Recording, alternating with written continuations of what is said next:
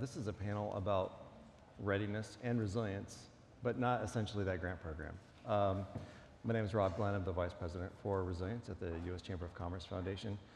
And this is a panel about how do we advance resilient communities. So I think we all know large-scale disasters are becoming more frequent, and taking proactive steps to build resilience can reduce risk and lessen their impacts. Recent data shows every $1 invested in disaster preparation saves $13 in damage, cleanup costs, and economic impact. And on this panel, leaders from business, government, and NGOs will discuss the challenges they face in fortifying communities and ongoing solutions to achieve true resilience. So just think about the activities of the last 30 days. We've had two significant hurricanes hit the United States, Helene and Milton. It's causing anywhere from 50 billion to 100 billion in damages. So we are in an era of billion-dollar disasters, and they're impacting communities of all sizes, not just on the coast, but also inside the United States as well. As we're thinking about not just the impacts of those events, we've also had tremendous wildfires over the last couple of years, extended drought this summer, and then if you take a little bit of a longer view, over the last 5 years, we've had a global pandemic that completely disrupted our way of life, the way that we approached healthcare, the way that we work, and also the way that we look at the world. We've also had political instability and armed conflict in many parts of the world that also create challenges. And communities that have experienced the wrath of these kinds of events, including tornadoes, extreme heat, also lead to supply chain disruptions and economic uncertainty.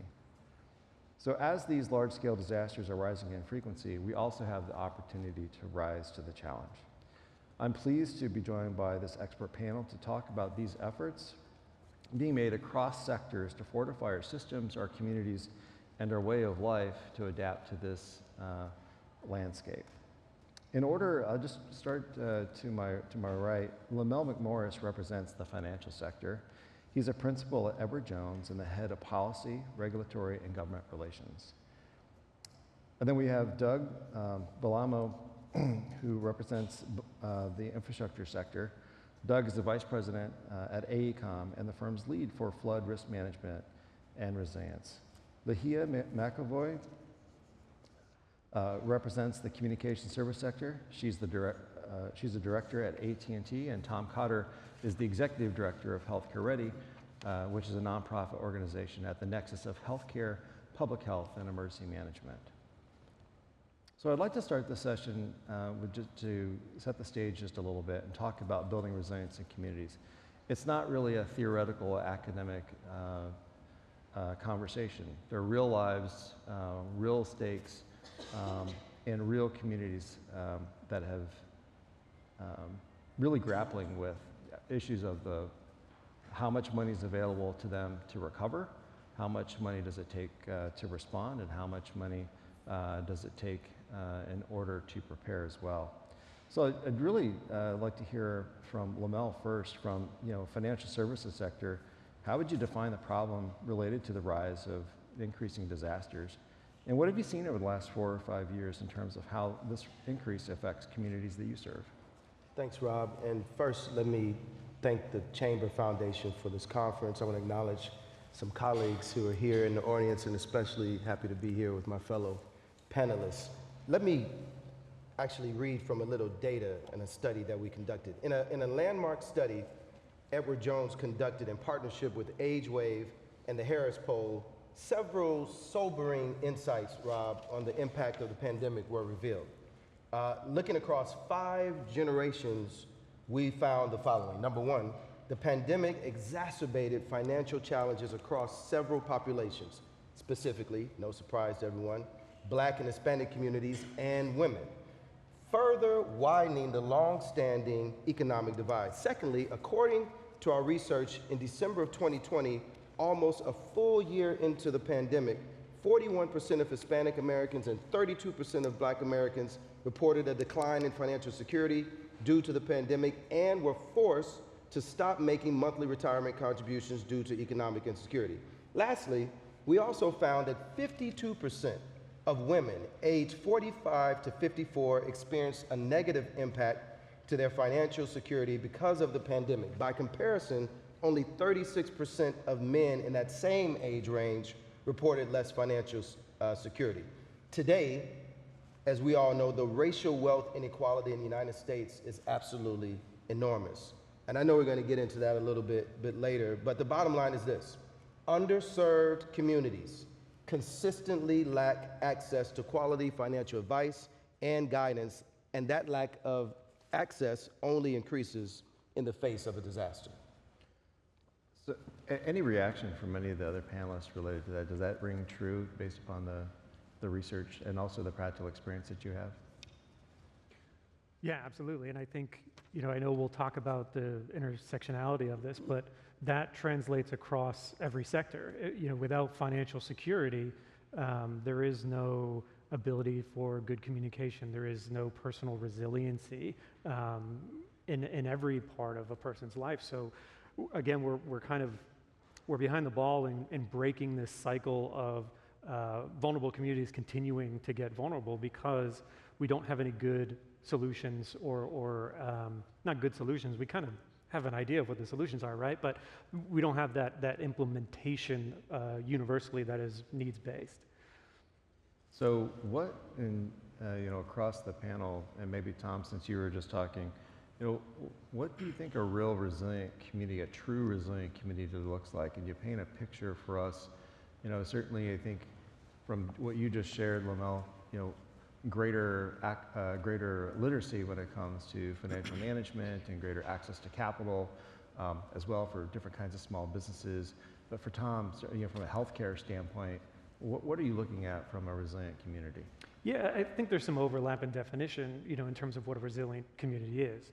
I think the number one thing is how long does it take to recover from an incident? And it could be a car accident, or it could be your car breaking down, or it could be a hurricane or a IV solutions plant being taken offline by a storm. How long that takes to recover, I think, is the measure of resiliency. We'll never, we're going to have increased storms, we're going to have increased events, both in number and intensity. So there's no getting around that. I think what we need to focus on is this resiliency part and break a little bit of our reliance on the response.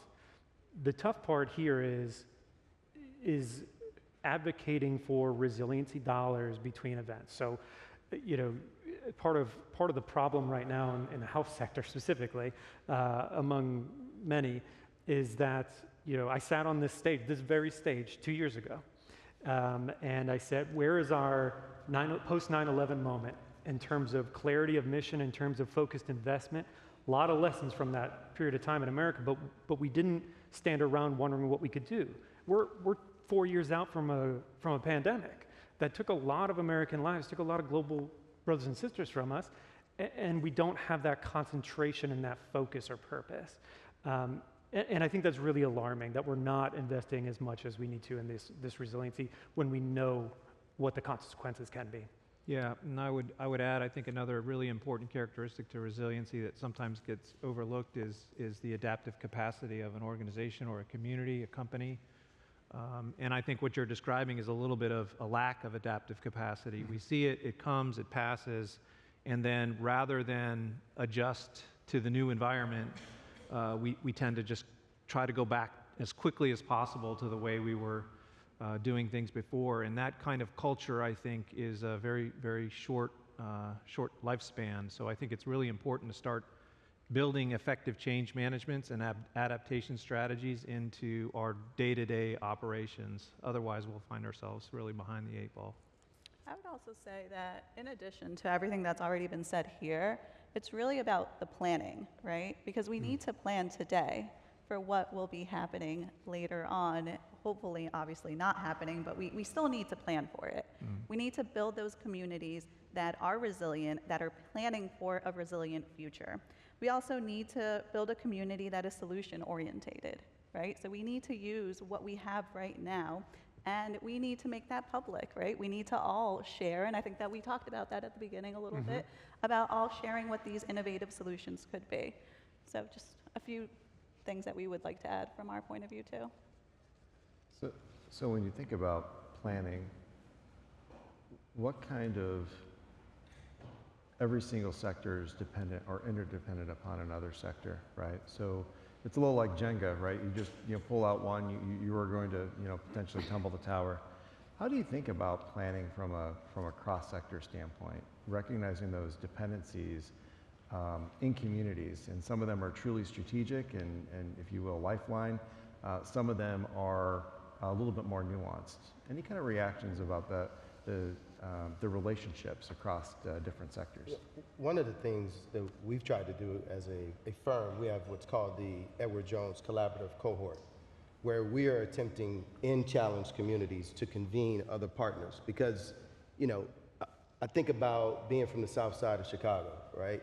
I went home in 2016 and I thought I was really doing something. I decided that I would, build some houses on vacant lots, and I thought that I was really making my community real resilient. But the fact of the matter is, building houses and doing real estate in the hood does not make a community resilient. If I'm not touching the job, health, mental, education infrastructure, then it's almost the equivalent of, spraying some you-know-what on some you-know-what, right? I mean, all I did was scratch the surface. So that's where the collaboration with all sectors, we all have to come together in a very collaborative way.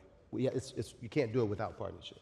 Right, and just thinking about partnerships, and again, congratulations to AT&T. When you think about the need for communications and connectivity, you're seated right next to Tom, who's focused on healthcare.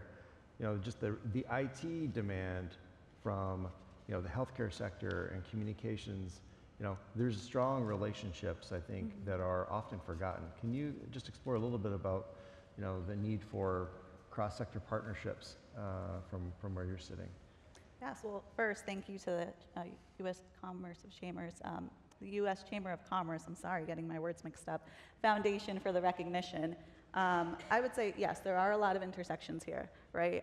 But I would say that one intersection that really, comes to mind during these disasters is the intersection or interdependence between the telecommunication industry and the energy industry, because our customers rely on us for vital connectivity when disaster strikes. We rely on electricity to keep our networks running, right? So we depend on multiple industries. We obviously depend on the healthcare industry as well. So I think that, to your point, we all really do need to rely on each other for a more resilient community. If I could add to that, one other portion that I think is really important to mention is the public-private aspect of things. And I think everyone else is further ahead than potentially the healthcare industry for public-private partnerships, but there is that need to make sure we're coordinating, collaborating, and that doesn't start when it starts raining. That needs to start now. We need to be having and I know, especially AT&T and a lot of the electric companies, this is secondhand. It can always get better, but it's really, really strong. But other sectors, that doesn't exist to have that public-private partnership when, and again, to point back at the pandemic, for the rest of my career, I'll be mentioning this pandemic, which is unfortunate, but one of the things that really worked well during the pandemic response was that public-private aspect of privatizing, the vaccine delivery through community pharmacies, for example. That was a really good way and a turning point, I think, to improving access. But we got to start that now and not in the heat of the moment. Yeah, and I would add too. I mean, the old adage, it's the economy, stupid, which everyone generally agrees with. The economy doesn't exist without strong social networks and trust among organizations and people in different communities. So you've got to have a very strong social network in place.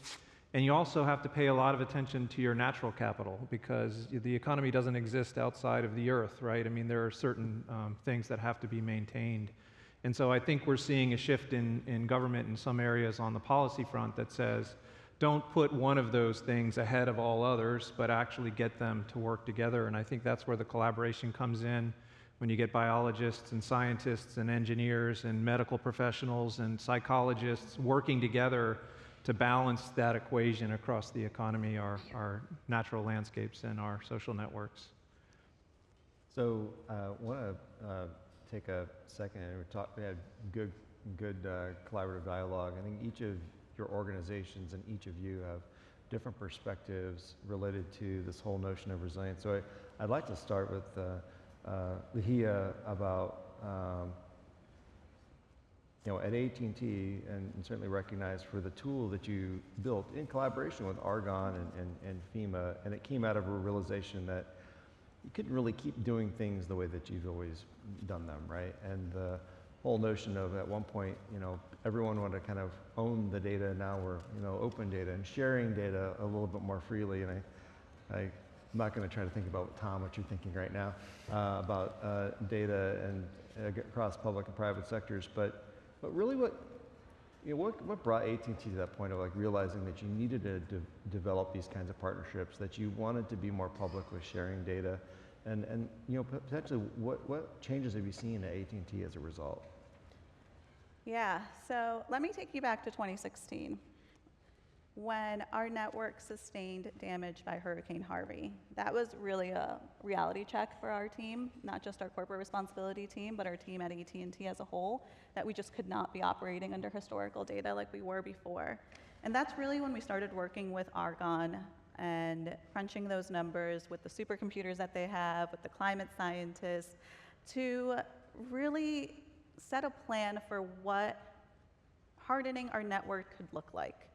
And through that realization of, working with, or essentially creating this plan, we realized that this was data that wasn't only helpful to AT&T, but it was helpful to the communities. And again, going back to the theme of building resiliency within all of our communities, because we all have to work on this together, we decided to partner up with FEMA and Argonne National Laboratory to provide this data free to anyone that wants to go to the Climate Risk and Resilience portal. They can access it for free.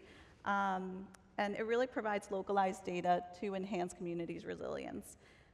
After that, so another thing that changed at AT&T was that we realized that that just wasn't enough.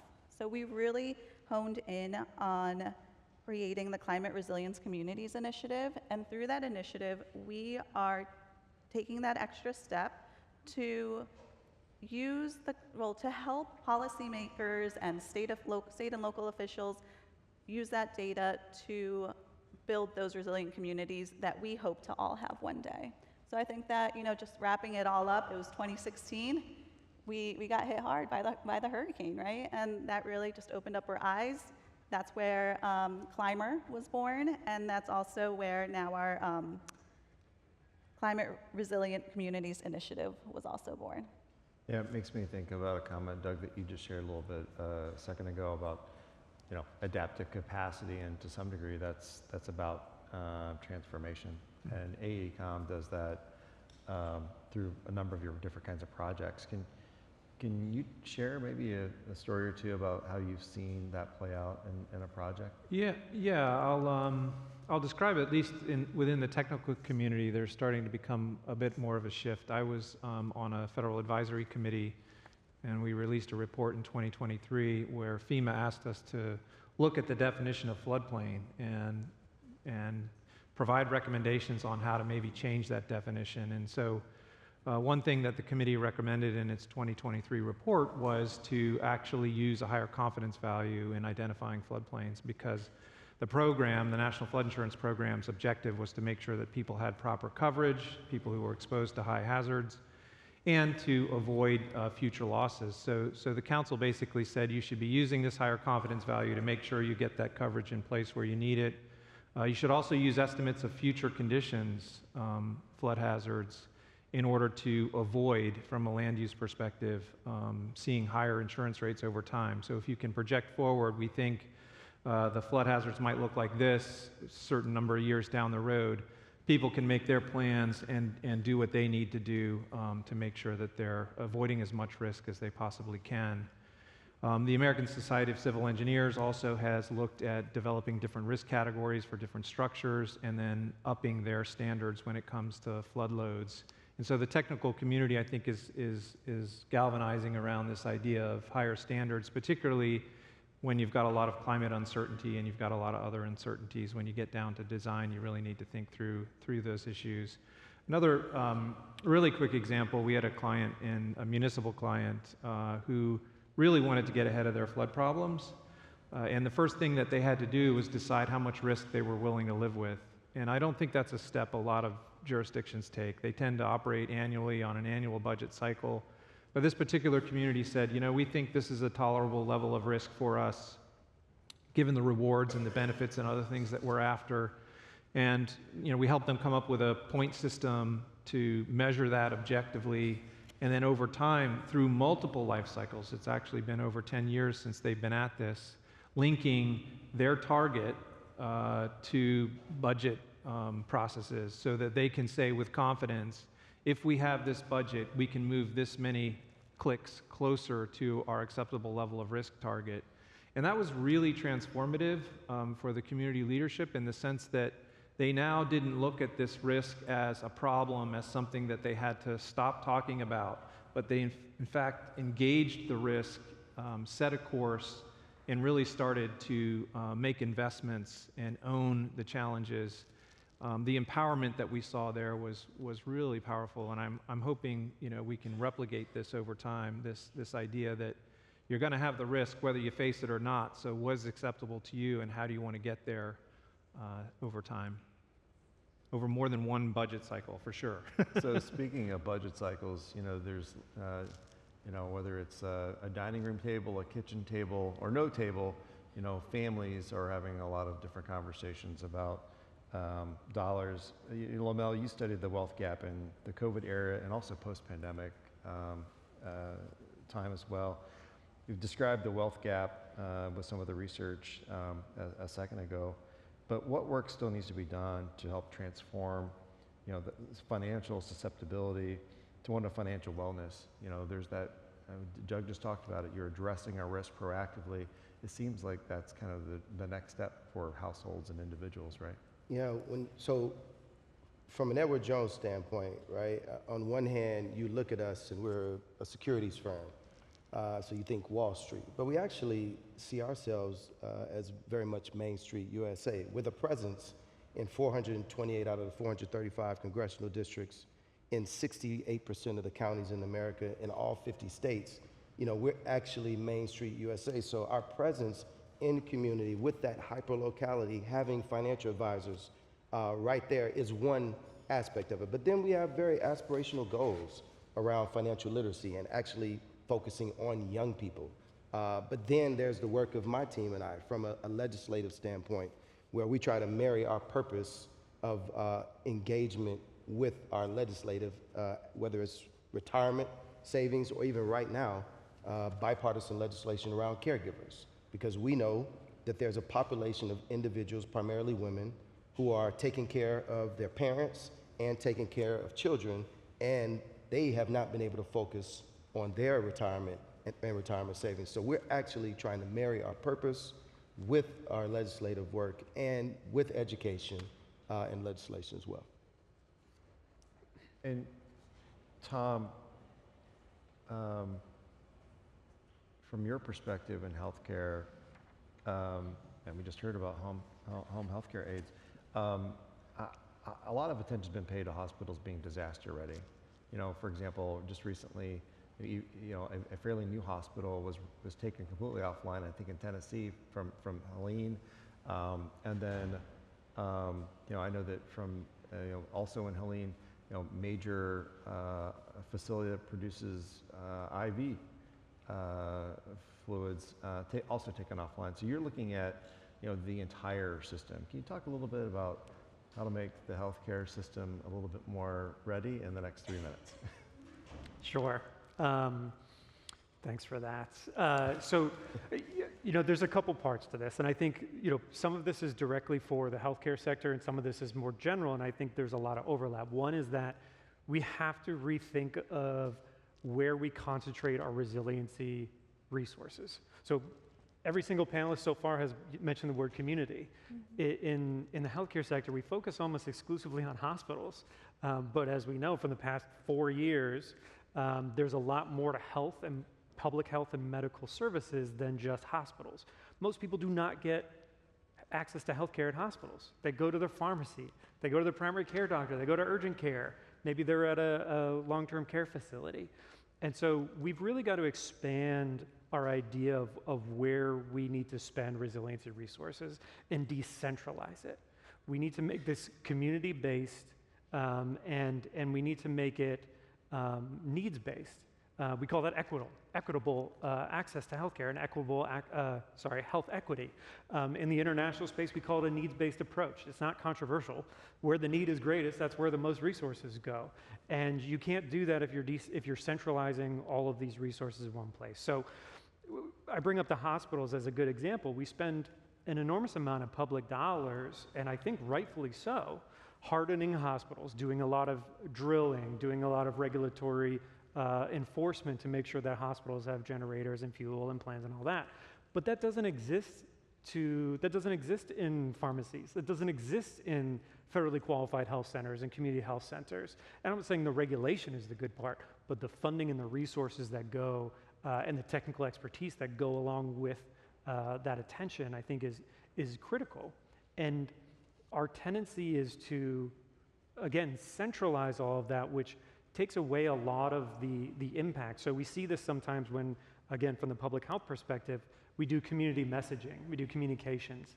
It shouldn't be someone that looks like me with my background and my demographic going out to communities and telling them how to protect themselves from a novel virus. Pick a novel virus. This needs to be, instead of delivering a message, giving the resources so that the community can deliver the message amongst themselves. And that's universal, whether it's healthcare, whether it's finance, and my colleague here was talking about how they're everywhere. They're in every community, and that's what they leverage to do their resiliency work. More of that, please. Where do you think there's been an element of certainly community, but also risk, but also partnership? Where do you think there are untapped areas of potential for partnership? I can think of a couple things, but you all are the experts. No one really wants to hear from me. So, Lamel, what are some untapped partnership opportunities for the things that you've been talking about? Yeah, so the challenge, and it almost goes back to what as a product of a resilient, my story is one of resilience, right? Being a kid from the south side of Chicago, I think about what you said, Tom, about the hospitals. I won't name out or call out this particular hospital, but I grew up in the shadow of a major hospital facility. I think about Baltimore in the shadow of, right? And so while you have these institutions that sit in communities that of need and challenged communities, but somehow there's always, a gap, or we're always working to close that gap. As a kid who grew up, at 66 in Cottage Grove, this particular university, as a kid, I had no idea the resources that existed, right? I think we've done better. We're doing better in that regard, but bringing, making communities resilient, livable, walkable, playable means that all of us must come together in very unique and innovative and creative ways that we've not yet seen. And so there's a tremendous amount of opportunity yet for this type of dialogue, this type of collaboration to forge resilient communities. Any insights from you on maybe some untapped partnerships? I think some of the biggest challenges are solved by very diverse, multidisciplinary groups. But I think one of the first things that has to happen is strong leadership and a clear vision of the mission so that you don't end up with people putting their self-interests ahead of the overall push. And so assuming that you've got that leadership, assuming you've got a clarity of vision and you have people bought in, I think the rest just kind of comes along. But if there isn't a proper kind of structure in place to get people aligned around the outcomes, what you'll find is a lot of infighting. And so just take the space mission as an example, right? You've got medical doctors, you've got psychologists, you've got climate people, you've got engineers, you've got systems people, IT, right? They're clear in purpose, they're clear in mission, to the moon and back safely, and they can do wonderful, wonderful things. And I think it's a matter of empowerment and leadership and vision, first and foremost. Any other thoughts around partnership? Yeah, I would say that there are always opportunities for collaboration. I mean, just looking at the room today and experiencing the reception yesterday and being able to talk to nonprofits in the room and other companies and organizations, there were so many ideas that came to mind of like, oh, this is how we could use Climber, or this is, you know, how we could spread the word about Climber and about all of the initiatives that we have already done. And also that's where ideas are born, essentially, right? Talking and networking and you just talking about what you're doing and listening to what other people are doing and connecting those dots. So I think that the opportunity for collaboration is always out there, and we just need to listen.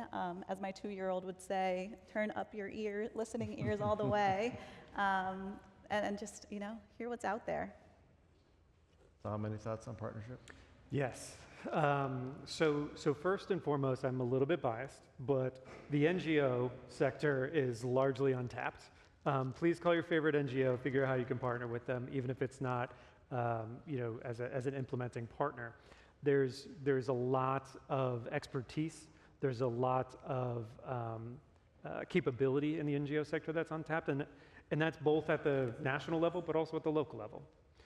There's a lot of lived experience. And again, that's kind of what I'm referring to when I'm saying I'm not the perfect messenger for all communities, because I don't have that lived experience, but I know people who do that I can route resources to. The other thing I will advocate for, and I think my colleagues here have touched on it, is understand your resources around you, both, you know, kind of tangible and intangible. A lot of communities, you know, as we talk about communities, we're talking about giving resources and working with them. Communities are a resource of their own that again, lived experience, cultural, you know, humility and understanding of what the actual problems are. I think that a lot of communities, one of the things that communities and individuals need to do more of is that map of resources. Who do I call when the power goes out? Who do I, you know, as you were saying, you know, what resources are available at the hospital? Do they have a WIC program I can tap into? Do they have recovery dollar grants that are going out from a foundation, say a Chamber of Commerce Foundation, for example? That one's for free. So again, I think there's a lot of untapped resources, but I think the first step is understanding what the resources available to you are in terms of assets and who you can call when you need them. So we're talking about community resilience, and also I just heard a second ago about clear vision, mission. Lahia, one of the things that I was thinking about was it's really hard to get people to act maybe outside of their silo or outside of their zone of comfort, and you know, it's not going to happen to me. You know, we've heard about being able to, I think, as Doug said, you know, live with the risk. How would you share how you've made community resilience a part of your organizational culture? Yeah, thanks for that. So I would say that process-wise, right, we built a business case that highlighted 2 things. One, the cost to repair and maintain our network after a disaster, and the effect that the disaster had on our employees and on the communities that our employees live in. So highlighting those 2 things for our leadership really opened up their eyes to how building these resilient communities are so important, not just for, I mean, it is the right thing to do, but it's also because it matters to everyone around them, right? It matters to their neighbors, it matters to their employees, it matters to the business bottom line. So I think that process-wise, that's how we, you know, got the buy-in for community resilience. And then I would also add that once we started working on Climber or on our community disaster relief projects, they started seeing that when you invest in a resilient community, it's better for everyone in the long run, not just for the business. So I would say that is how our leadership came to the realization that we do need to invest in our communities Thank that you. way.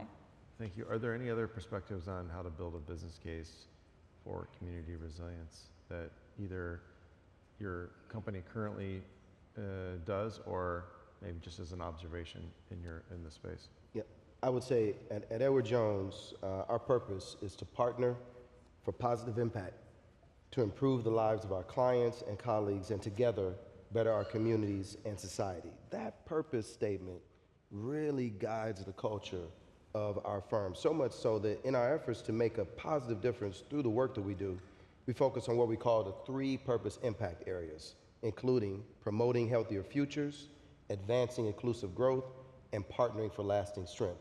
I think by having those pillars called out inside of the institution, that helps build a culture of associates who are focused on how they impact positively, not just our clients, but America. I can add a little bit to that. I think one of the interesting things that we've seen over the past 10 years is that there's almost, outside of a business investing in its own resiliency, there's almost a disincentive to invest public dollars into resiliency, because when a critical piece of infrastructure goes offline, we throw money at it as a country, we throw money at it to fix it. But that same money is not leveraged at all to incentivize resiliency work. And it's much to the detriment of not only our budget, but also, if we look at where we are, let's use the IV solution plant going offline for an example. The amount of money the federal government's spending right now to mitigate the effects of that would have been really well served about 10 years ago when they were building that plant in the first place. So again, we're reliant on government who is very eager and happy, which is good, to write checks during the response period, but that public funding, that public will to invest on the forefront, that's missing, and we really need it. Well, you just really teed up, and I mentioned the 13-to-1, ratio for, every dollar that you're investing in preparedness or resilience, you'll yield 13. So that is the preparedness payoff report that we published this summer with some help from Allstate and also with our colleagues at the U.S. Chamber of Commerce as well. Very good report when you think about what potential investments can be made for community resilience. So just a little bit of a commercial, but you really led me into that because it is a resource, and it really helps, I think, start to help answer the question of, like, how do we build a business case for resilience, right? Because you will inevitably spend more money on recovery and response than you actually do on resilience itself. We're almost out of time, and so we are all going to be making some hard decisions over the next couple of weeks. Maybe some of us already made a hard decision or two, but really when you're thinking about the trade-offs of where you want to put your money, your time, your effort, and building community resilience or organizational resilience, just want to ask each of you as we start to close, what should be the priorities for building community resilience over the next couple of years? We're a couple months away from 2025. This is a leap year. We've got maybe one extra day to think about resilience this year. But really, as we wind this up, what really should some priorities be for building community resilience? I'll turn to you first, sir. So can I go throw a little curveball? Sure. And I'm not kissing up to the moderator, but I was sharing with a friend of mine your title, the fact that this organization actually has a vice president of resilience. She's a high-powered PR person in New York. Could not believe it. And so it's that kind of innovation, that kind of effort that we also need to focus on. And again, I commend the organization, and I challenge mine and other organizations to have that kind of focus as well on the issue. Now, what was your question again? Well, I never really heard about that, but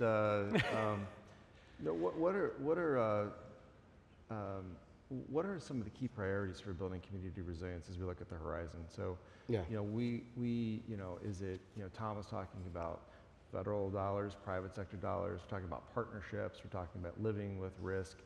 It's probably an answer of all of the above, but specifically from your perspective. I'll stay in our lane. For us as a firm, and I think what leads to community resilience, one aspect of it is education, and for us specifically, financial literacy and bringing financial resources to challenged communities. Doug?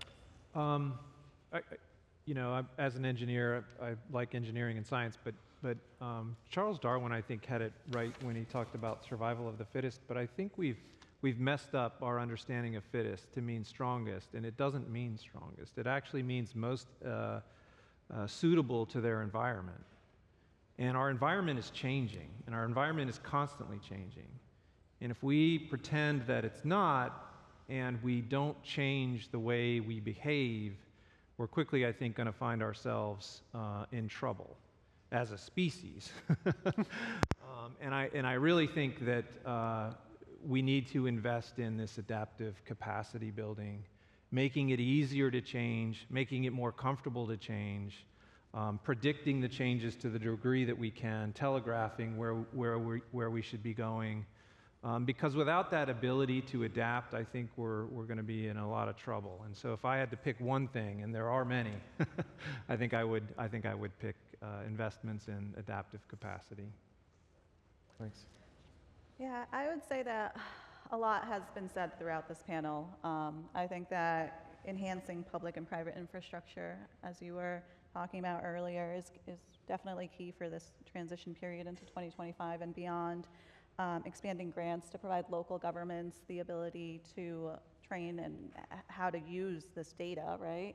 And then just partnerships, right? Partnerships and collaboration. But if I had to sum it up in one line, I would say, if you fail to plan, then you plan to fail. So if you can take one thing away from today, from my speaking portion, I think it should be that. So please plan for this transition period and plan for the natural disasters ahead of us. What they said. The increased public spending and attention on this is absolutely critical, especially from the public health perspective. Right now, not that anybody should know this unless you're in the healthcare industry, but the major bill that funds all of our public health preparedness has not made it out of committee yet, and it expired. So it's kind of a terrifying time. I will say, in the absence of that, the partnerships is everything. I think building a bigger table for collaboration and coordination with non-traditional partners. And that's the key part. We've got all these relationships and we're very set in our ways and it's great and it's working, but we're not thinking about what is going to happen next and what we're going to need in that eventuality. I'll give you an example. When MPOX came to the US, one of my first phone calls was to the drag queen community in DC. What better messengers, for a community that is vulnerable, distrustful of government intervention? That's a very untraditional partnership, but it works. And so I think we've got to think through this. We've got to put new glasses on and look at the old problems in a new way. Thanks. Yeah, maybe it's because of your comments, or maybe it's because Thanksgiving's in a couple weeks, but there's always more room around the table, right? You have to think about, expanding beyond the stakeholders that you normally work with, because chances are they're probably going through something that they're not even sharing with you because you haven't actually talked with them yet. So thanks all of you for your time, your perspective, your partnership and collaboration, not just on this panel, but all the time. If you want to see a replay of this, it'll be on YouTube here in the next day or so. And we will now go into break. So thanks very much and hurry back. Thank you, sir. Thank you. Thank you. Thank you, Doug. Yeah, thank you.